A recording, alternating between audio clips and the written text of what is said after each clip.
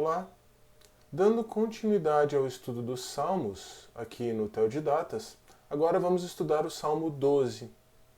O interessante deste Salmo é que, de acordo com os estudiosos, ele foi escrito no mesmo contexto do Salmo anterior, do Salmo 11. O momento, ou aquele tempo, em que Davi estava sendo perseguido por Saul. No Salmo anterior, como nós vimos, Davi é aconselhado a fugir para os montes, mas ele expressa a sua confiança no Senhor.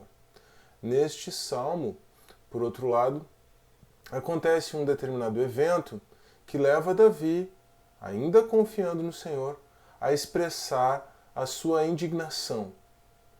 Mas, como eu mencionei, embora Davi expresse a sua indignação, ele afirma a sua confiança em Deus. E isso é característica deste salmo. Bom, vamos à leitura do Salmo 12 e aí depois eu passo aos comentários. Se você quiser pausar o vídeo agora, pegar a sua Bíblia, esse é o momento. De todo modo, o texto que eu vou ler vai estar aqui na descrição, tá bom? Então me acompanhe na leitura do Salmo 12. Salva-nos, Senhor, porque faltam os homens bons, porque são poucos os fiéis entre os filhos dos homens. Cada um fala com falsidade ao seu próximo. Falam com lábios lisonjeiros e coração dobrado. O Senhor cortará todos os lábios lisonjeiros e a língua que fala soberbamente. Pois dizem, com a nossa língua prevaleceremos. São nossos os lábios, quem é Senhor sobre nós?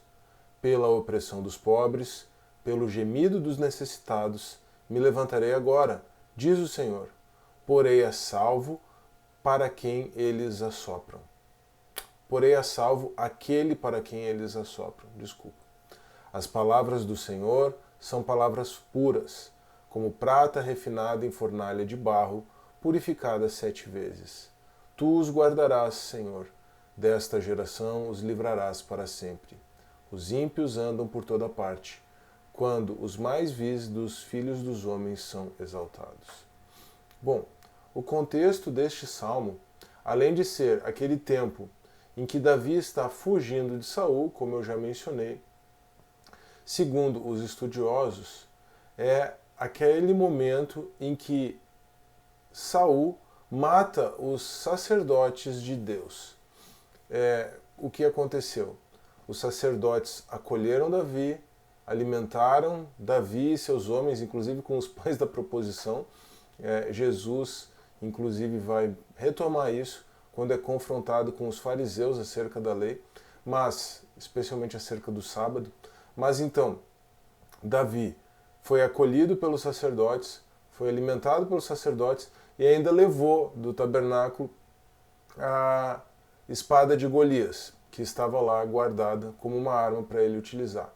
Mas o que acontece é que nesse momento, nesse contexto, havia um servo de Saul que havia subido ali ao tabernáculo para apresentar sacrifício, para cumprir com algum dever religioso. E ele estava ali no meio daqueles homens, isso nós vemos em 1 Samuel 21:7, e ele vai lá e delata os sacerdotes para Saul. Isso nós vemos em 1 Samuel 22:9. E o relato específico dessa situação em que Saul ordena a morte dos sacerdotes está lá em 1 Samuel 22:6-23. Bom, então Davi expressa a sua indignação a Deus. Se nós formos ver este salmo, especialmente no seu início, e no seu final também. Aliás, esse é um salmo que termina de forma bastante atípica, se nós formos comparar com outros salmos. Então, neste salmo, Davi expressa a sua indignação a Deus. Mas não, e é interessante notarmos isso, não a sua indignação porque ele está sendo perseguido por Saul. No contexto apenas de considerar a sua perseguição por Saul, como no salmo anterior, no salmo 11, Davi expressa a sua confiança em Deus. Aqui, Davi confia em Deus, Davi sabe que Deus é bom. Davi expressa, no verso 6, a sua confiança na palavra de Deus, nas palavras de Deus, nas promessas de Deus. Promessa sobre ele, que havia sido ungido rei, promessa de consolo, promessa de vida eterna, promessa de um consolo no porvir para aqueles sacerdotes que foram mortos de forma completamente injusta. Então Davi continua expressando a sua confiança em Deus, mas ele faz isso em meio a expressar a sua indignação também. É uma conversa direta, um papo reto entre Davi e Deus isso aqui. Então ele começa realmente clamando a Deus, expressando a sua confiança em Deus, mas na forma de um clamor. E isso motivado pelo fato de que não há bondade ao seu redor. Ele via Saul, ele via as pessoas ajudando Saul, houve ali a traição do Doeg, né, a delação do Doeg, mas especialmente esse não há homens bons, né, faltam homens bons, está motivado pelo contexto, pelo fato de que os sacerdotes haviam sido mortos, então os homens bons estavam diminuindo, né? E isso então é muito marcante. O verso 2, ele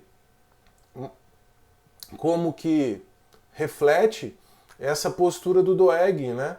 Provavelmente aquele homem ele tenha se portado de uma forma quando estava lá no meio dos sacerdotes, no meio de Davi, e depois se portou de outra. A hipocrisia, né? A hipocrisia que foi tão severamente combatida, denunciada pelo próprio Senhor, como por exemplo no capítulo 23 do Evangelho de Mateus, mas aqui então Davi expressa sua indignação no verso 2 contra a hipocrisia. E no verso 3 tem aquela sentença escatológica, né? O julgamento do ímpio. O próprio Deus vai dar cabo disso, né? E aí o motivo do julgamento está ali no verso 4, que é a soberba daqueles homens aliada à hipocrisia, e no verso 5 tem a resposta de Deus, né? Deus vai se levantar em favor dos oprimidos. No contexto aqui, não se trata exatamente de opressão financeira. De novo, eu já fiz esse comentário num outro vídeo, né, no estudo do Salmo. Não se trata de um pano de fundo de luta de classes aqui. A cosmovisão que leva em conta a luta de classes, ela é uma cosmovisão claramente equivocada e antibíblica. O que nós temos aqui, esses oprimidos, né, os necessitados, esses que estavam sendo oprimidos, estavam gemendo, eram aqueles que estavam sendo maltratados por onde Saul passava, muito provavelmente. Assim como ele matou os sacerdotes porque acolheram a Davi, ele também devia estar deixando um rastro de opressão, de miséria e de necessidade por onde passava, por onde ele tinha qualquer pista a respeito da passagem de Davi. Mas Davi, apesar de tudo isso, no verso 6 e no verso 7, manifesta a sua confiança em Deus. Por isso que eu inclusive chamei esse estudo, dei o título desse estudo de A Confiança em Ação. Ela precisa, a indignação, né, o clamor precisa se manifestar, mas ainda assim ele está permeado pela confiança em Deus.